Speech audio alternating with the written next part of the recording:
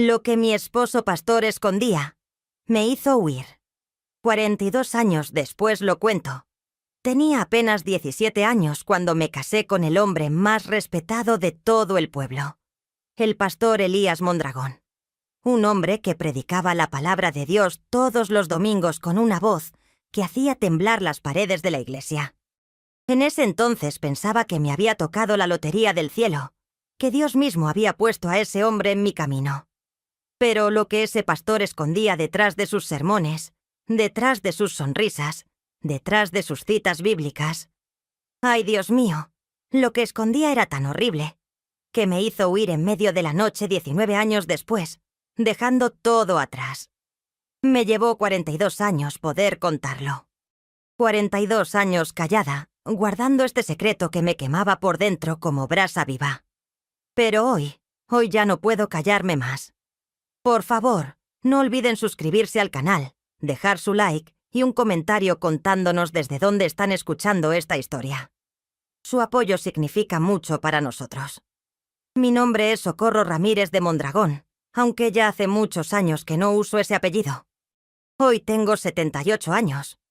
Pero esta historia comenzó cuando era apenas una muchachita en San Martín Texmelucan, allá en Puebla. Era el año de 1963. Y la vida en el pueblo era tranquila, de esas vidas donde todos se conocen, donde el chisme corre más rápido que el viento, y donde la iglesia es el corazón de toda la comunidad. Para que entiendan bien lo que me pasó, necesito contarles cómo era nuestra vida allá en el pueblo. Despertábamos con el repique de las campanas de la iglesia cuando el sol todavía estaba durmiendo en el horizonte. Mi madre, doña Petra, ya se levantaba rezando el rosario bajito, pidiendo a Dios que nos protegiera ese día. Era una mujer de fe profunda, de esas que iban a misa todos los días, no solo los domingos. Nuestra casa estaba pegadita a la iglesia evangélica, esa iglesia que mi abuelo había ayudado a construir con sus propias manos en los años 30, cuando todavía era peligroso ser protestante en un pueblo católico. Éramos 5 hermanos. Yo era la mayor.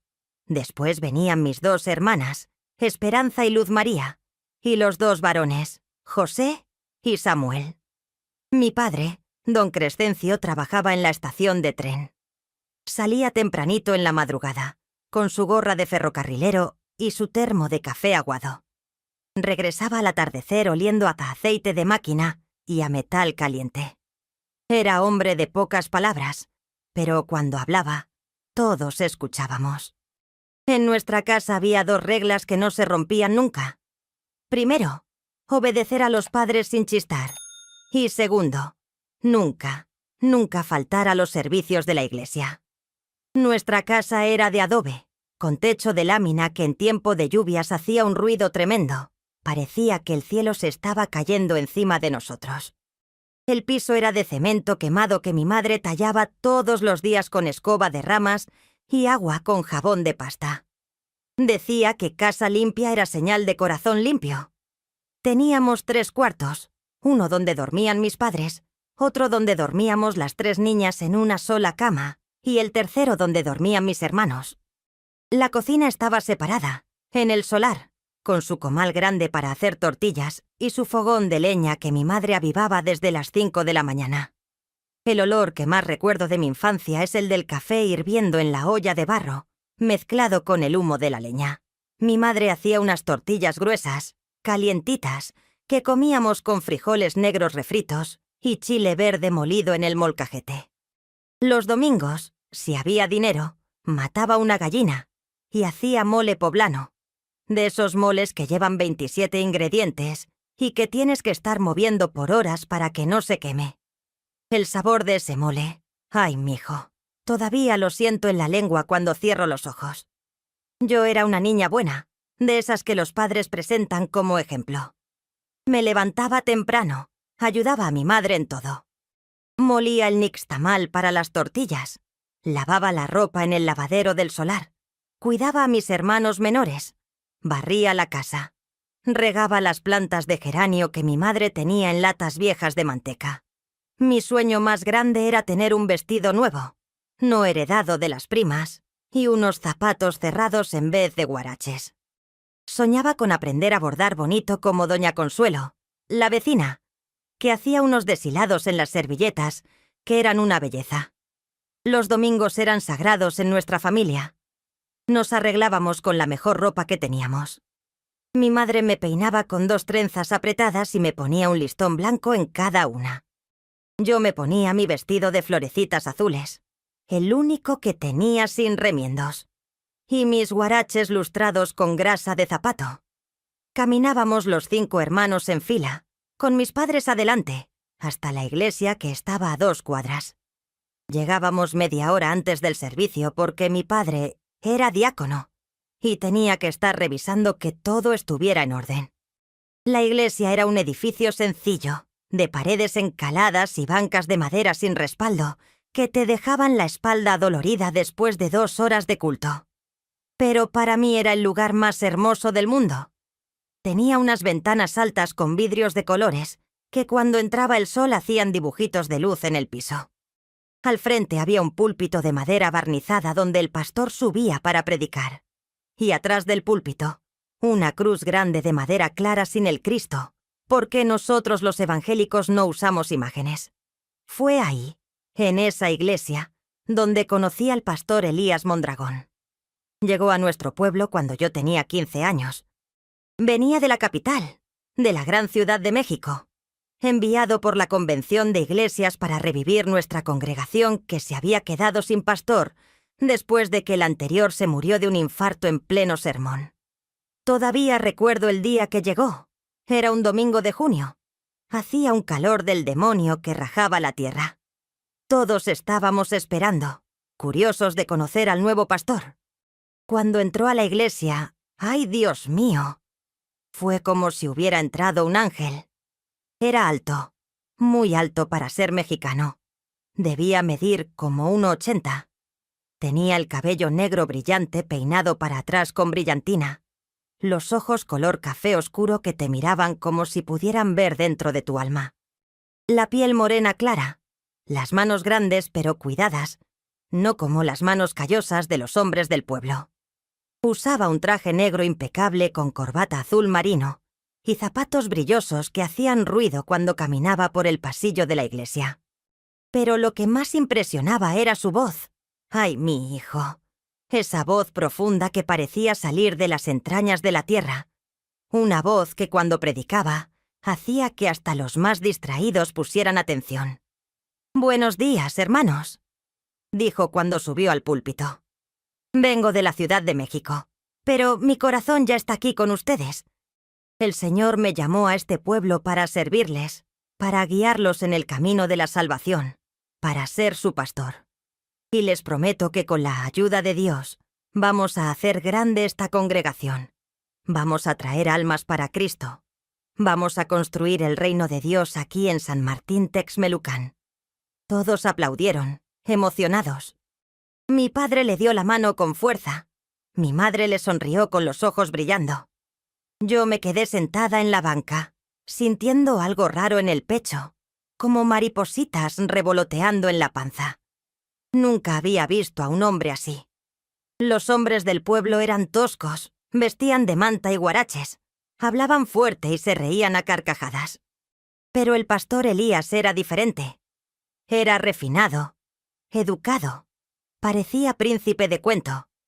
Ese primer día predicó sobre el amor de Dios, sobre cómo el Señor nos amaba tanto que había enviado a su Hijo a morir por nosotros. Hablaba moviendo las manos, alzando la voz en los momentos importantes, bajándola hasta un susurro en los momentos íntimos. Citaba la Biblia de memoria. Nunca tenía que buscar los versículos. Juan 3:16, decía, y luego recitaba sin mirar el libro.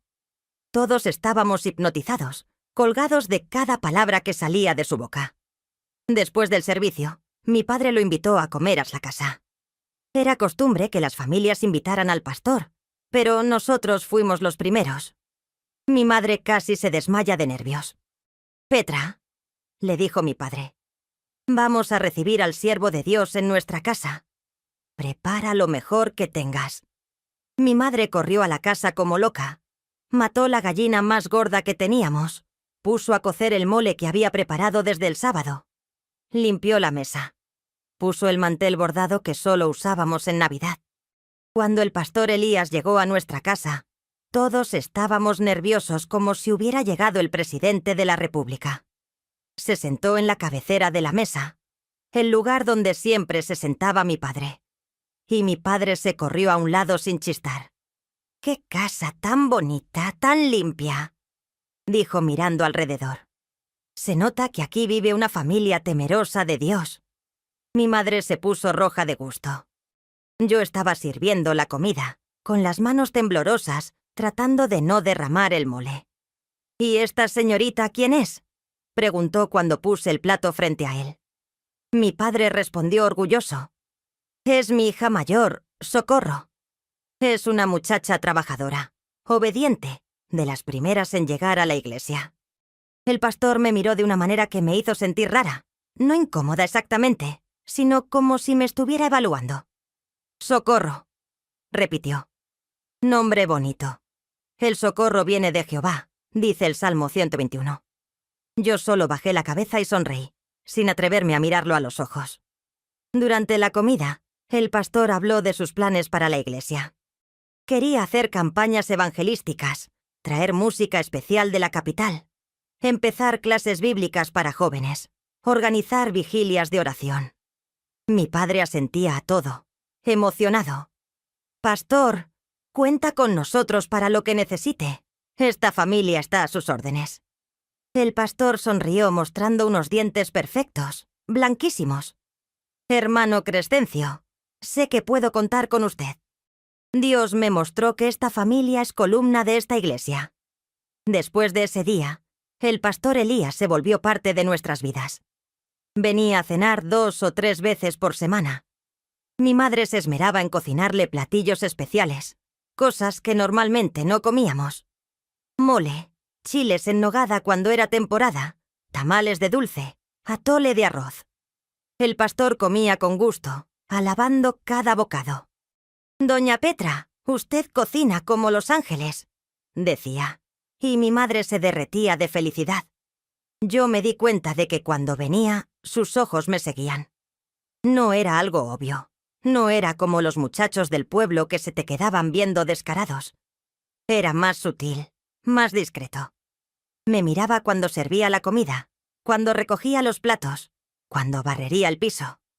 A veces me hacía preguntas. «¿Y tú, Socorro, ya estudiaste la lección bíblica de esta semana?» «Sí, pastor». «¿Ya leíste el capítulo que encargué?» «Sí, pastor». «Muy bien, muchacha aplicada». Los meses pasaron y la iglesia creció bajo el liderazgo del pastor Elías. De 30 miembros que éramos, pasamos a ser 80, luego 100. La gente venía de los ranchos cercanos solo para escucharlo predicar. Los domingos ya no cabíamos en la iglesia, teníamos que poner sillas en el atrio. El pastor organizó un coro, un grupo de jóvenes, estudios bíblicos entre semana. La congregación estaba viva, fervorosa, creciendo como milpa en tiempo de lluvias. Cuando cumplí 16 años, el pastor Elías se ofreció a darme clases particulares de Biblia. «Socorro tiene potencial», le dijo a mi padre. «Podría ser maestra de escuela dominical, pero necesita preparación». Mi padre estuvo de acuerdo inmediatamente. «Claro, pastor, lo que usted diga». Así empezaron las clases, 2 veces por semana, en la tarde, en la oficina de la iglesia que quedaba en un cuartito atrás del templo. Las primeras clases eran normales. Me enseñaba pasajes bíblicos, me explicaba teología, hablábamos de doctrina. Pero después de algunas semanas empezó a cambiar. Empezó a tocarme el hombro cuando explicaba algo, a sentarse más cerca, a mirarme de esa manera que me hacía sentir incómoda, pero también especial. Un día me agarró la mano y dijo: «Socorro, eres una muchacha muy especial. Dios me ha mostrado que tienes un llamado en tu vida». Mi corazón latía tan fuerte que pensaba que se me iba a salir del pecho. «¿Llamado, pastor?» «Sí, un llamado para servir a Dios. Y creo que ese llamado está ligado al mío». No entendí bien qué quería decir, pero sentía que algo importante estaba pasando. En los días siguientes, el pastor empezó a llevarme regalos. Una Biblia nueva con mi nombre grabado en letras doradas. Un libro de himnos. Un collar con una crucecita. Mi madre estaba feliz. Decía que el pastor era muy generoso. Pero yo sentía algo raro, algo que no sabía poner en palabras. Fue en una tarde de noviembre, cuando ya estaba oscureciendo temprano, que el pastor Elías me dijo las palabras que cambiaron mi vida para siempre. Estábamos solos en la oficina de la iglesia, yo leyendo en voz alta el libro de Ruth, cuando de repente cerró su Biblia y me miró muy serio. «Socorro, necesito hablarte de algo importante». Me puse nerviosa. «¿Sí, pastor? He orado mucho sobre esto. He buscado la voluntad de Dios. Y Él me ha confirmado que tú eres la mujer que debe estar a mi lado en el ministerio». No entendía. «¿A su lado, pastor?» «¡Socorro!». Se acercó más y tomó mis manos. «Quiero que seas mi esposa». El mundo se detuvo en ese momento. Juro por Dios que se detuvo. El reloj de pared dejó de hacer tic-tac. El viento dejó de soplar. Los pájaros dejaron de cantar. «¿Esposa?». Apenas pude susurrar. «Sí, esposa. Dios me mostró en oración que tú eres la ayuda idónea que necesito. Eres joven, sí, pero tienes un corazón puro. Eres trabajadora, obediente, temerosa de Dios. Serías la esposa perfecta para un pastor». Yo tenía apenas 16 años. Él tenía 34. Pero en ese entonces, en ese pueblo, en esa época, no era raro que un hombre mayor se casara con una muchacha joven. Era hasta visto como algo bueno, como si el hombre tuviera experiencia y pudiera guiar a la esposa. Y más si era el pastor, el hombre de Dios, el ungido del Señor. «Pero, pastor», logré decir, «soy muy joven todavía». «La edad no importa cuando hay llamado de Dios», respondió. «Sara era joven cuando se casó con Abraham. Rebeca era joven cuando se casó con Isaac. Dios usa a las jóvenes para propósitos grandes». Sus palabras sonaban tan espirituales, tan correctas, que no sabía qué responder. «Necesito hablarlo con mis padres», dije finalmente. «Por supuesto», sonrió. «Hablaré con tu padre esta misma semana. Pero quiero que sepas algo, Socorro. Esto no es solo mi voluntad. Es la voluntad de Dios para tu vida». Esa noche no pude dormir. Me quedé acostada en la cama mirando al techo, escuchando la respiración de mis hermanas. ¿Esposa del pastor? Yo, Socorro, la niña que todavía jugaba a las muñecas hacía apenas un año, iba a ser esposa del hombre más importante del pueblo. Por un lado sentía miedo. Por otro sentía una emoción extraña. Iba a ser alguien importante, la primera dama de la iglesia, la esposa del pastor. Todas las hermanas me iban a respetar, me iban a pedir consejo, iba a estar al frente de la congregación. 3 días después, el pastor habló con mi padre. No sé exactamente qué le dijo, pero mi padre llegó a la casa con una sonrisa de oreja a oreja. Reunió a toda la familia en la sala y anunció: «Hijos, tengo una noticia maravillosa. El pastor Elías ha pedido la mano de Socorro. Dios ha unido a estos 2 jóvenes para su servicio. Nuestra familia ha sido bendecida». Mi madre lloró de felicidad. Mis hermanas me abrazaron emocionadas. Mis hermanos me miraban con respeto nuevo. Yo solo podía sonreír, sintiendo un nudo en la garganta. Mi padre me puso una mano en el hombro. «Hija, Dios te está dando un privilegio enorme. Vas a ser esposa de un siervo de Dios. Tu responsabilidad es apoyarlo, obedecerlo, ser su ayuda. Nunca lo avergüences, nunca lo contradigas, nunca des motivo de chisme. ¿Entendido?» «Sí, papá», respondí bajito. Los preparativos para la boda comenzaron inmediatamente. No iba a ser una boda cualquiera, iba a ser el evento del año en el pueblo. El pastor invitó a otros pastores de pueblos vecinos, a líderes de la denominación, a misioneros. Mi madre y las hermanas de la iglesia se pusieron a tecer mi vestido. Era de satín blanco con encaje en las mangas, con una cola larga que arrastraba en el piso. Doña Consuelo bordó el velo con hilos de plata. Yo me probaba el vestido y me veía en el espejo quebrado que teníamos, tratando de verme como novia, pero solo veía a una niña disfrazada. Las semanas antes de la boda pasaron volando. El pastor seguía viniendo a la casa, pero ahora ya no era solo mi maestro. Era mi prometido. Me traía regalos más caros. Un reloj pulsera, unos aretes de oro, perfume francés que olía a flores que nunca había visto. Las hermanas de la iglesia me miraban con envidia. «¡Ay, Socorro! ¡Qué suerte tienes!», decían. «Casarte con el pastor, ser la primera dama. Vas a vivir como reina». Pero yo tenía un sentimiento raro en la panza, un sentimiento que no podía explicar. A veces, cuando el pastor me miraba, sentía un escalofrío. No era el escalofrío del amor que describían en las radionovelas. Era algo diferente, algo que me daba como miedo.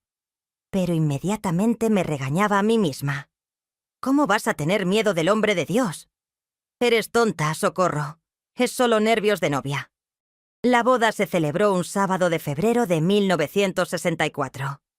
Yo acababa de cumplir 17 años. La iglesia estaba llena hasta reventar. Había como 300 personas. Flores blancas por todos lados, listones blancos amarrados en las bancas, música del órgano que tocaba la hermana Guadalupe. Yo entré del brazo de mi padre, caminando despacio por el pasillo, mientras todos se volteaban a verme. El vestido pesaba como si llevara piedras. El velo me cubría la cara. Apenas podía ver. El pastor Elías me esperaba al frente, vestido con un traje negro nuevo, una camisa blanca almidonada, corbata dorada. Cuando llegué a su lado, me tomó de la mano y me sonrió. Pero esa sonrisa no llegó a sus ojos. Fue ahí, parada frente al altar, cuando lo vi de verdad por primera vez. Vi a un hombre, no a un ángel. Vi a alguien que quería algo de mí, aunque yo no sabía bien qué era. El pastor que nos casó era el superintendente de toda la región. Vino especialmente desde Puebla capital. Hizo un sermón largo sobre el matrimonio cristiano, sobre cómo la esposa debe someterse al marido, sobre cómo el marido debe amar a la esposa como Cristo amó a la iglesia. Yo escuchaba las palabras, pero no las entendía bien. Solo sabía que mi vida estaba cambiando para siempre, que en unos minutos ya no iba a ser Socorro Ramírez. Iba a ser Socorro de Mondragón, esposa del pastor. «Hermano Elías Mondragón», preguntó el superintendente. «¿Acepta a Socorro Ramírez como su esposa, para amarla, respetarla y cuidarla todos los días de su vida?» «Acepto», dijo con voz firme.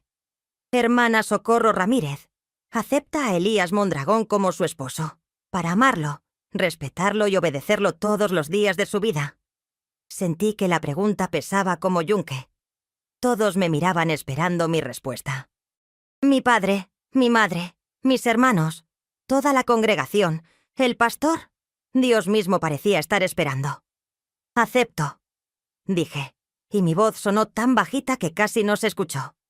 «Entonces, por los poderes que me fueron otorgados por Dios y por la Iglesia, los declaro marido y mujer. Lo que Dios juntó, no lo separe el hombre. Puede besar a la novia». El pastor Elías levantó mi velo, se acercó y me dio un beso en los labios. Fue el primer beso que me daban en la vida. Sabía a café y a menta. Todos aplaudieron, gritaron «¡Aleluya!». El órgano tocó una marcha triunfal.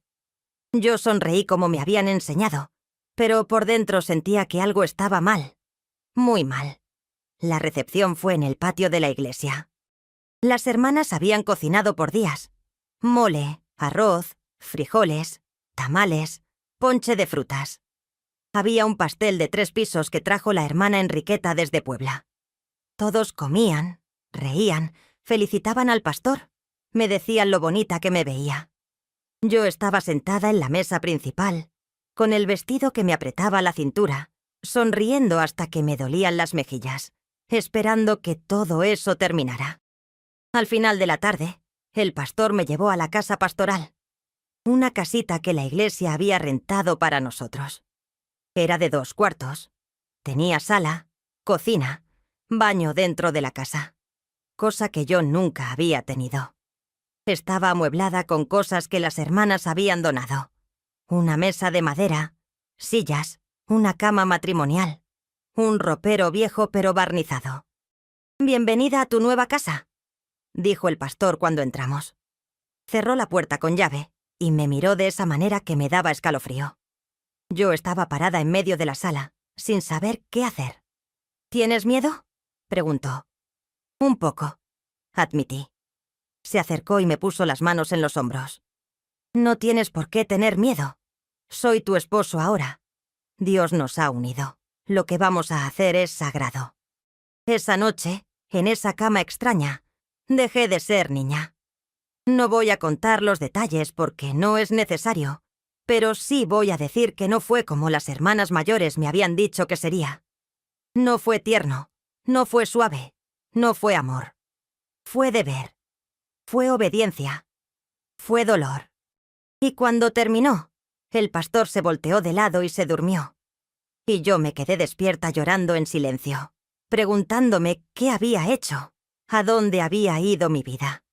Así empezó mi vida como esposa del pastor Elías Mondragón.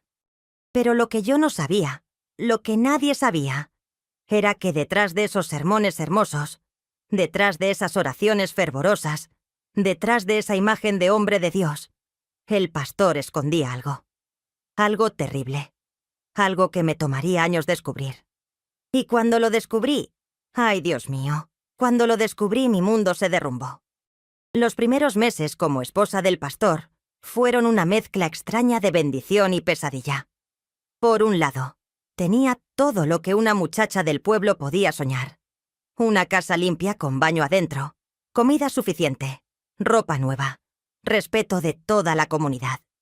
Pero por otro lado, sentía un peso enorme en el pecho, como si no pudiera respirar bien, como si me estuvieran ahogando despacito. Despertaba a las 5 de la mañana, antes que el pastor. Tenía que tener el café listo cuando él bajara. El desayuno servido. La casa impecable. El pastor era muy estricto con el orden. Todo tenía su lugar. Los zapatos en el zapatero, las camisas planchadas y colgadas por color, las toallas dobladas en triángulo perfecto. Si algo estaba fuera de lugar, me regañaba. ¡Socorro! Una casa desordenada refleja una mente desordenada. Y la esposa del pastor debe tener una mente ordenada. Mi rutina era agotadora. Después del desayuno, el pastor se encerraba en su estudio a preparar sermones y a leer la Biblia. Yo limpiaba toda la casa, lavaba la ropa a mano en un lavadero que teníamos en el solar, tendía en el alambre, preparaba la comida.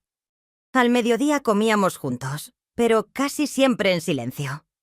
El pastor no era de conversar mucho, solo cuando tenía algo que criticar o algo que enseñarme. «Socorro, la sopa está muy salada». «Socorro, esta camisa no quedó bien planchada. Mira, tiene una arruga aquí».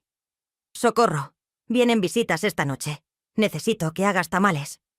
«Socorro, las hermanas van a venir a una reunión de damas. Prepara galletas y ponche». Las tardes las pasaba sola, porque el pastor salía a visitar enfermos, a hacer evangelismo, a reunirse con otros líderes. Yo me quedaba en la casa esperando, siempre esperando. A veces venían las hermanas de la iglesia, me pedían consejo, me preguntaban cómo hacer tal platillo, cómo orar por tal problema. Yo les sonreía, les daba consejos que había aprendido de mi madre, les decía que oraran y confiaran en Dios. Pero por dentro me sentía vacía, como si estuviera actuando un papel que no me correspondía. Las noches eran lo peor. Después de la cena, el pastor leía la Biblia en voz alta. Yo tenía que estar sentada escuchando. Luego hacíamos oración de rodillas, a veces por media hora, pidiendo por la iglesia, por los enfermos, por los inconversos. Y después nos íbamos a la cama. Y ahí, en esa cama, yo tenía que cumplir mi deber de esposa. El pastor nunca me preguntaba si quería, nunca me pedía permiso. Solo me decía: «Es tu deber bíblico, Socorro. La esposa no tiene autoridad sobre su propio cuerpo». Pasé el primer año de casada como autómata, como robot haciendo lo que me decían. Cocinar, limpiar, sonreír, obedecer. En la iglesia todos me veían como la esposa perfecta. «¡Ay, socorro, qué bien te ves!», decían las hermanas. «Qué suerte tiene el pastor de haberte encontrado. Eres tan joven y ya tan madura, tan responsable». Yo solo sonreía, asentía, agradecía los cumplidos. Pero por dentro me sentía como una niña perdida, queriendo correr de regreso a la casa de mis padres, a mi cama donde dormía con mis hermanas, a esa vida sencilla donde solo tenía que preocuparme por hacer tortillas y cuidar gallinas. Cuando cumplí 18 años, el pastor anunció en la iglesia que estaba embarazada. Todos aplaudieron, me felicitaron, dijeron que Dios estaba bendiciendo nuestro matrimonio. Yo sentí pánico. ¿Cómo iba a ser madre si todavía me sentía niña? Pero no podía decir nada, solo sonreír y agradecer las bendiciones. El embarazo fue difícil. Tenía náuseas todo el día, me dolía la espalda, se me le hinchaban los pies. Pero el pastor no me daba descanso. Las mujeres han tenido hijos por siglos y siguen trabajando. Decía, no seas floja. Así que seguía levantándome temprano, cocinando, limpiando, yendo a la iglesia 3 veces por semana, sonriendo cuando me dolía todo el cuerpo. Cuando nació mi primera hija, Débora, sentí por primera vez en mucho tiempo algo parecido a la felicidad. Era una bebita hermosa, con cachetitos redondos y una mata de cabello negro. La cargaba y sentía que por fin había algo mío, algo que podía amar sin miedo. Pero esa felicidad duró poco. El pastor decidió que la niña dormiría en otro cuarto desde el principio. «No podemos dejar que interrumpa nuestras noches», dijo. Yo quería tenerla conmigo. Quería amamantarla cuando llorara. Pero él no me dejó. «Te vas a volver una madre sobreprotectora. La niña tiene que aprender a ser independiente». 2 años después nació mi segundo hijo, Elías Jr. Y 2 años después de eso, mi tercera hija, Ruth. Con cada hijo mi vida se volvía más pesada. 3 niños pequeños para cuidar, una casa para mantener impecable, comidas para preparar, ropa para lavar, y encima las responsabilidades de ser la primera dama de la iglesia. Tenía que dirigir la sociedad de damas, enseñar en la escuela dominical, organizar eventos, visitar enfermos. Todo con una sonrisa, todo con alegría, todo para la gloria de Dios. El pastor seguía siendo estricto, cada vez más. No me dejaba salir sola, ni siquiera a casa de mis padres. «Una esposa debe estar en su casa», decía. No podía usar pantalones, solo vestidos largos. No podía cortarme el cabello, tenía que tenerlo largo siempre, recogido en chongo. No podía usar maquillaje, ni aretes grandes, ni nada que él considerara mundano. Yo obedecía en todo, porque eso era lo que me habían enseñado, porque eso era lo que Dios quería, porque no sabía que podía ser diferente. Pero empecé a notar cosas raras. El pastor llegaba tarde algunas noches, oliendo a perfume que no era mío. Cuando le preguntaba, me decía que había estado visitando enfermos, consolando a hermanas viudas, orando por familias con problemas. Yo le creía, porque era el pastor, el hombre de Dios. ¿Por qué iba a dudar de él? A veces recibía llamadas telefónicas y se iba a hablar a otro cuarto, cerrando la puerta. Si yo preguntaba quién había llamado, se molestaba. ¿Ahora me vas a estar vigilando? ¿No confías en mí? Soy tu esposo y tu pastor. Necesito privacidad para atender asuntos de la iglesia. Había dinero que desaparecía. La iglesia daba ofrendas generosas. El pastor recibía un salario decente, pero siempre decía que no teníamos dinero suficiente. «Tenemos que apretarnos el cinturón», decía. Pero él siempre tenía ropa nueva, zapatos nuevos, salía a comer con otros pastores. Una vez encontré un recibo de un restaurante caro en Puebla, un lugar donde nunca habíamos ido juntos. Cuando le pregunté, se enojó. «¿Estás revisando mis cosas? Eso fue una comida de trabajo con el superintendente. No te metas en cosas de hombres». Los años pasaron así. Yo tenía 25, luego 28, luego 30. Mis hijos crecían, la iglesia crecía, y yo me sentía cada vez más pequeña, más invisible, más atrapada. El pastor predicaba sobre el amor, sobre la gracia, sobre el perdón, pero en casa era duro, frío, exigente. Nunca me decía que me amaba, nunca me abrazaba con cariño, nunca me preguntaba cómo estaba. Yo era solo parte del decorado de su ministerio, la esposa perfecta que todos admiraban pero que él apenas notaba. Hasta que una noche, cuando yo tenía 34 años, pasó algo que empezó a romper la ilusión. Era un jueves, día de servicio de oración en la iglesia. El pastor había dicho que iba a llegar tarde porque tenía una reunión con los diáconos. Yo me quedé en casa con los niños.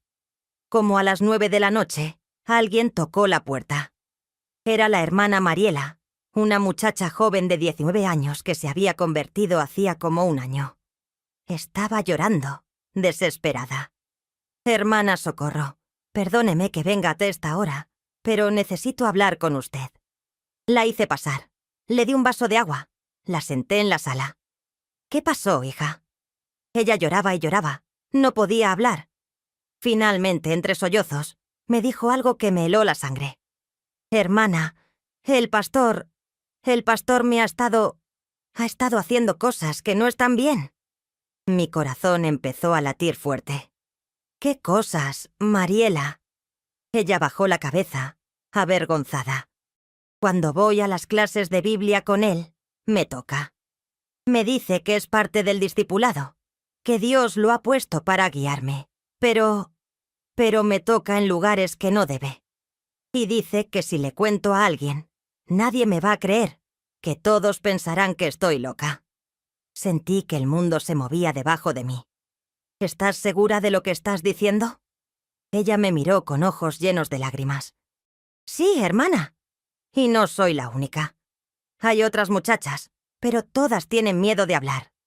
Esa noche no dormí. Esperé que el pastor llegara, temblando de coraje, de miedo, de confusión. Cuando entró, como a las 11, yo estaba sentada en la sala esperándolo. «¿Por qué sigues despierta?», preguntó. «Necesito hablarte», dije con voz temblorosa. «Vino Mariela. Me contó cosas sobre ti». Su cara cambió inmediatamente. Se puso rojo, luego pálido. «Esa muchacha está loca, está endemoniada. Ha inventado mentiras sobre mí porque no le di el cargo que quería en la iglesia». «No son mentiras», dije, aunque mi voz temblaba. Ella me describió cosas que solo pasarían si fueran ciertas. El pastor se acercó a mí con una expresión que nunca había visto. Era ira, pero controlada, fría. «Socorro, escúchame bien. Esa muchacha es una mentirosa. Y si tú le crees a ella en vez de creerme a mí, tu esposo, tu pastor, entonces estás en rebelión contra Dios. La Biblia dice que la esposa debe someterse al marido. ¿Vas a creerle a una loquita en vez de a mí?» Yo quería ser fuerte. Quería defender a Mariela. Pero años de condicionamiento, años de obedecer sin cuestionar, pesaban más. No, yo solo quería saber la verdad. La verdad es que soy inocente. Y si vuelves a cuestionarme, voy a pensar que el diablo te está usando para destruir mi ministerio. Me quedé callada. Mariela nunca volvió a la iglesia. Y yo traté de olvidar esa conversación, de convencerme de que el pastor tenía razón, de que era solo una confusión. Pero la semilla de la duda ya estaba plantada. Y esa semilla iba a crecer. Todavía no sabía lo que realmente escondía el pastor Elías. Todavía no sabía que lo que Mariela me había contado era solo la punta del iceberg. Todavía no sabía que mi vida estaba a punto de explotar en 1000 pedazos. Pero algo dentro de mí había cambiado esa noche. Por primera vez en 17 años de matrimonio, había visto una grieta en la armadura perfecta del hombre de Dios. Y esa grieta iba a abrirse más y más hasta que todo se derrumbara. Después de lo que me contó Mariela, algo se rompió dentro de mí, pero no de golpe, no. Fue como cuando una grieta aparece en la pared, pequeñita al principio, pero que va creciendo despacito hasta que toda la pared se cae. Yo traté de seguir con mi vida normal, con mi rutina de siempre, pero ahora miraba al pastor diferente. Lo miraba cuando predicaba, cuando oraba, cuando hablaba con las hermanas jóvenes de la iglesia y me preguntaba, ¿será cierto lo que dijo Mariela? El pastor notó que algo había cambiado en mí. Se puso más controlador, más vigilante. ¿Con quién hablaste hoy? ¿Qué te dijeron las hermanas en la reunión? ¿Por qué tardaste tanto en el mercado? Yo respondía con mentiras pequeñas, aprendiendo a esconder mis pensamientos, mis dudas, mis miedos. Los meses pasaron y empecé a poner más atención a las cosas raras que pasaban. Me di cuenta de que el pastor siempre elegía a las muchachas más jóvenes, más bonitas, para darles clases especiales de discipulado. Me di cuenta de que tenía reuniones nocturnas que nunca me explicaba bien. Me di cuenta de que había dinero que no cuadraba, gastos que no tenían sentido. Un día, limpiando su estudio, algo que él nunca me dejaba hacer, pero que hice cuando salió de emergencia a visitar a un enfermo, encontré una cajita escondida detrás de sus libros. Dentro había cartas, cartas de mujeres, cartas que le agradecían por las palabras de consuelo, por el tiempo especial que pasaron juntos, por entenderlas como nadie más. No eran cartas obscenas, no, pero tenían un tono que no era apropiado. Un tono demasiado íntimo, demasiado personal. Había fotos también. Fotos del pastor con mujeres que yo no conocía, en restaurantes, en parques, siempre solos. Y había recibos, muchos recibos. Hoteles en Puebla, en Cholula, en lugares donde supuestamente había ido a conferencias pastorales. Pero los recibos eran por habitaciones dobles, por cenas para dos, por cosas que no se usarían en una conferencia. Mi mano temblaba sosteniendo esas pruebas. Mi corazón latía tan fuerte que pensaba que me iba a dar un infarto ahí mismo. Guardé todo rápido cuando escuché su carro llegando, pero ya no podía fingir más. Ya no podía seguir ciega. Esa noche, cuando se metió a la cama, le pregunté directo: ¿quiénes son las mujeres de las fotos que encontré en tu estudio? Se sentó en la cama como si le hubieran dado un balazo. ¿Revisaste mi estudio? Te dije 1000 veces que no entraras ahí. Responde mi pregunta. ¿Quiénes son? Se quedó callado por un momento, y luego empezó con la misma historia de siempre. Son hermanas que he aconsejado, nada más. A veces los consejeros tienen que salir a lugares tranquilos para hablar de problemas delicados. No puedes entenderlo porque no tienes educación teológica. Las cartas que les escribiste no suenan como consejería. Mi voz salió más firme de lo que esperaba. Suenan como otra cosa. Su cara se puso roja de coraje. ¿Me estás acusando de algo, Socorro? ¿Me estás acusando a mí, un siervo de Dios, de adulterio? No te estoy acusando, te estoy preguntando. Él se levantó de la cama. Caminó hacia mí con esos ojos que daban miedo. Tú no tienes derecho de preguntarme nada. Yo soy tu esposo, tu pastor, tu cabeza. La Biblia dice que la mujer debe estar en sujeción. Y si sigues con estas dudas, con esta rebelión, el diablo te va a usar para destruir el ministerio que Dios me dio. Usaba la Biblia como arma, como siempre. Usaba su autoridad como pastor para callarme, para hacerme sentir culpable por cuestionar. Y por un momento, casi funciona. Casi vuelvo a creerle, a obedecerle, a callarme. Pero entonces recordé la cara de Mariela llorando en mi sala, y supe que no podía seguir ignorando la verdad. Los siguientes 2 años fueron los peores de mi vida. Yo vivía en una casa con un hombre al que ya no respetaba, al que tal vez nunca había amado, pero del que dependía completamente. No tenía dinero propio, no tenía trabajo, no tenía educación más allá de la primaria. Y tenía 3 hijos que alimentar, vestir, mandar a la escuela. Empecé a hacer cosas a escondidas. Guardaba centavitos cuando iba al mercado. diciéndole que las cosas habían costado más de lo que realmente costaban. Vendía tamales en secreto a las vecinas, guardando el dinero en una lata enterrada en el solar. Pedía prestados libros de la biblioteca del pueblo y aprendí a leer mejor, a escribir mejor, preparándome para algo que todavía no sabía qué era. El pastor seguía predicando todos los domingos. La iglesia seguía creciendo. Todos lo seguían admirando, respetando, alabando. ¡Qué bendición tenemos de pastor!, decían. ¡Qué hombre de Dios tan ungido! Y yo tenía que estar ahí sentada en la primera banca, sonriendo, asintiendo, diciendo «Amén», mientras por dentro me estaba muriendo. Pero Dios tiene maneras misteriosas de revelar la verdad. Fue un domingo de marzo de 1983.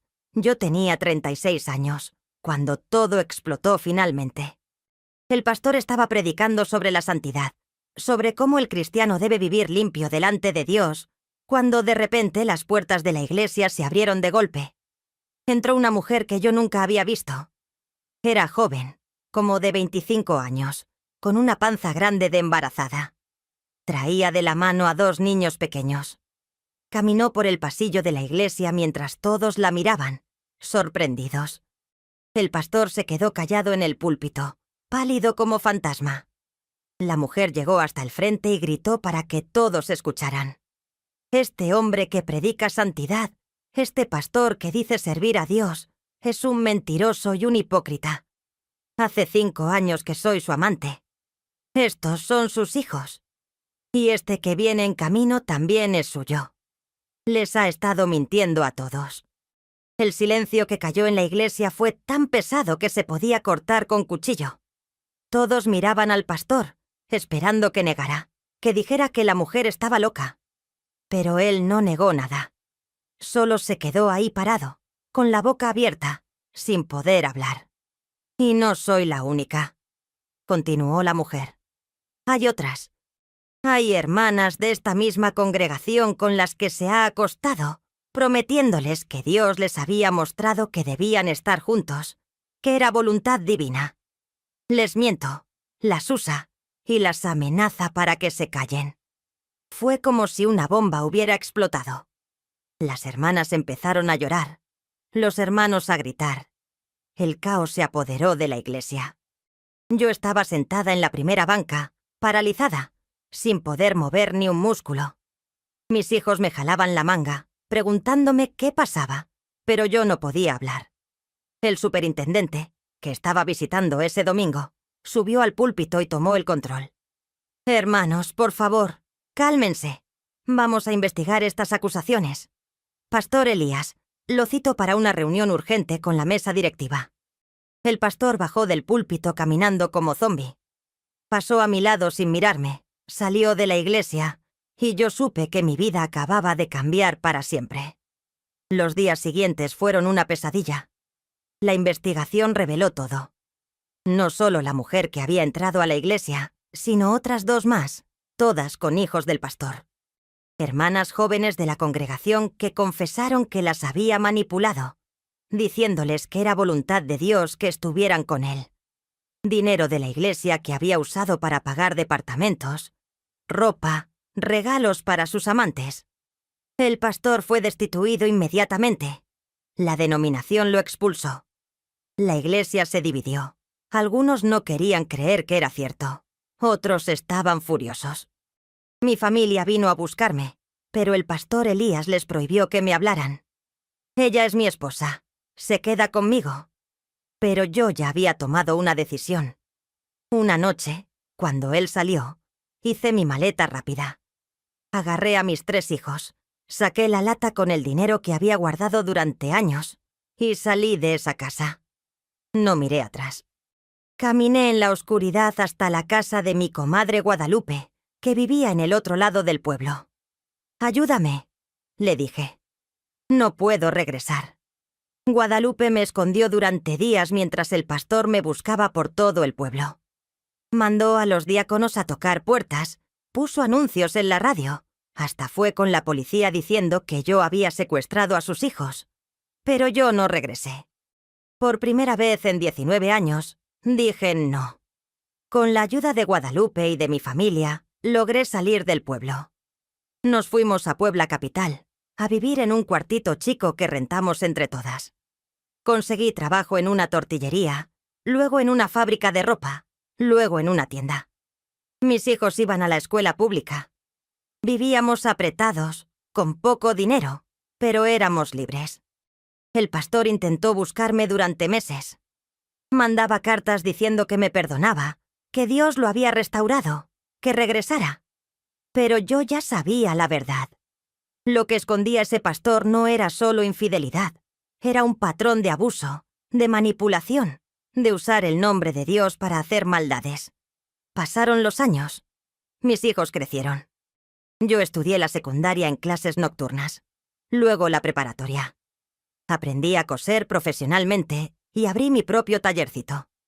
Me hice independiente, me hice fuerte, me hice libre. Cuando tenía 45 años conocí a Fernando, un hombre bueno, trabajador, que no era pastor ni nada religioso.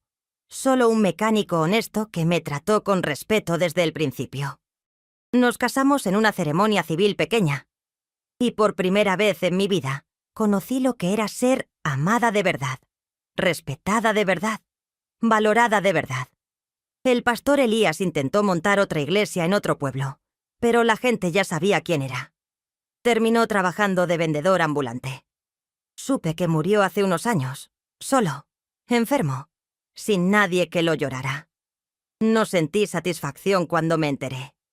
Solo sentí lástima por un hombre que desperdició su vida, que lastimó a tantas personas, que usó a Dios como pretexto para sus maldades.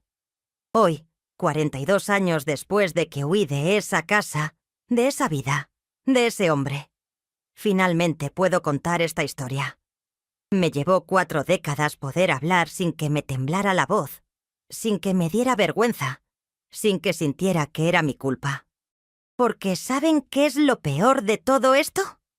Que durante años me sentí culpable. Pensaba que tal vez si yo hubiera sido mejor esposa, más bonita, más complaciente, el pastor no habría buscado a otras mujeres. Pensaba que tal vez era mi responsabilidad arreglar el matrimonio, perdonar, quedarme callada. Así me habían enseñado, que la mujer buena perdona todo, aguanta todo, se sacrifica siempre. Pero con los años aprendí algo importante. Uno no es responsable de las maldades de otros. El pastor Elías eligió mentir, eligió manipular, eligió lastimar. Esas fueron sus decisiones, no las mías. Y yo no tenía que cargar esa culpa. Aprendí también que la autoridad espiritual no te hace inmune a ser cuestionado. Que un título de pastor, de profeta, de líder, no te da derecho de abusar de la gente. Que la verdadera espiritualidad se demuestra en cómo tratas a los que tienen menos poder que tú, no en cuán bonito predicas. Mis 3 hijos crecieron bien. Débora es maestra. Elías Jr. es ingeniero. Ruth es enfermera. Todos se casaron con personas buenas. Me dieron 8 nietos hermosos.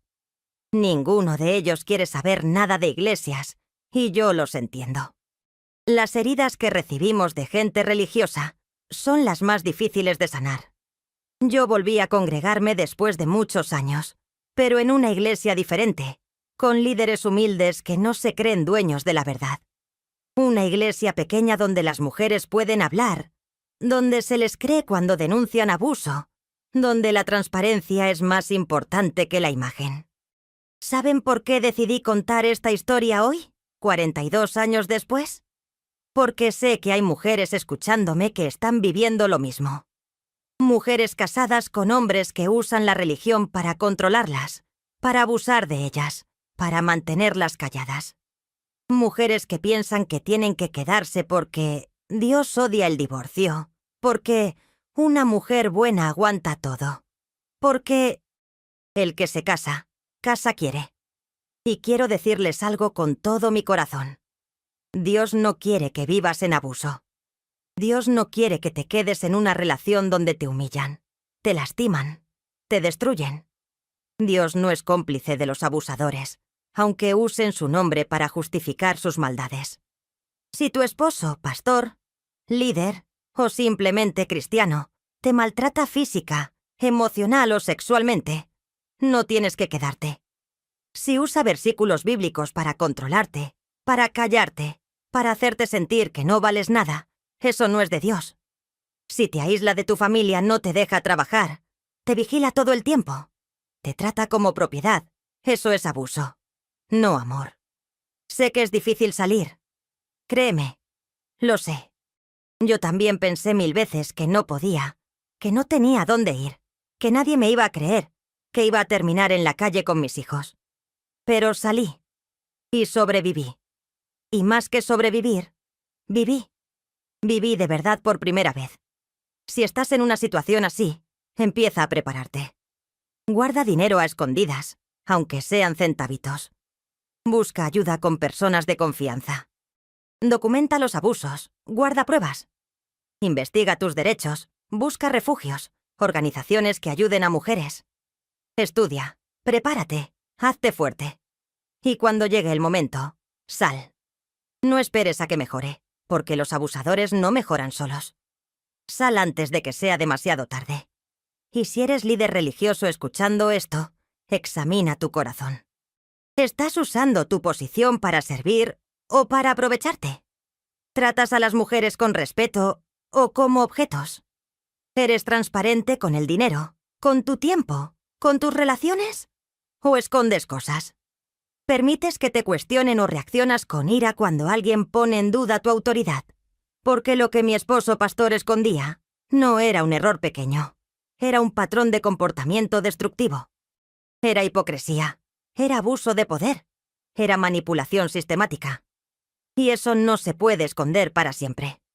La verdad siempre sale a la luz, aunque tome años. Hoy tengo 78 años. He vivido más años libre de lo que viví atrapada. He conocido el amor verdadero, el respeto verdadero, la paz verdadera. He visto a mis hijos triunfar, a mis nietos crecer. He construido una vida que vale la pena vivir. Y si yo pude, ustedes también pueden. No importa cuántos años tengan, no importa cuánto tiempo lleven en esa situación. Nunca es tarde para empezar de nuevo. Nunca es tarde para elegir la vida sobre la muerte, la verdad sobre la mentira, la libertad sobre la esclavitud. Esta historia que les conté hoy no es para buscar venganza. No es para humillar a nadie. Es para advertir, para educar, para que otras mujeres no pasen lo que yo pasé. Es para que sepan que no están solas, que no están locas, que lo que sienten es válido. Y principalmente, es para decirles que Dios está de su lado. El Dios verdadero, no el Dios que inventan los abusadores para justificar sus maldades. El Dios que ama, que libera, que sana, que restaura. Ese Dios quiere que seas libre, que seas feliz, que vivas con dignidad. Si esta historia los conmovió, si se identificaron con algo de lo que conté, si conocen a alguien que está pasando por una situación similar, dejen un comentario aquí abajo. Cuéntenme su historia, sus pensamientos, sus miedos, sus triunfos. Crear una comunidad donde podamos apoyarnos es importante. Donde podamos decirnos unas a otras, te creo. No estás loca. Mereces algo mejor. Y si todavía no se han suscrito a nuestro canal Historias de Abuelitas, háganlo ahora. Cada semana compartimos historias reales de superación, de mujeres que enfrentaron situaciones difíciles y salieron adelante. Historias que necesitan ser contadas, que necesitan ser escuchadas. Hasta la próxima historia, mis queridos. Y recuerden, la verdad siempre, siempre triunfa. Aunque tome 42 años.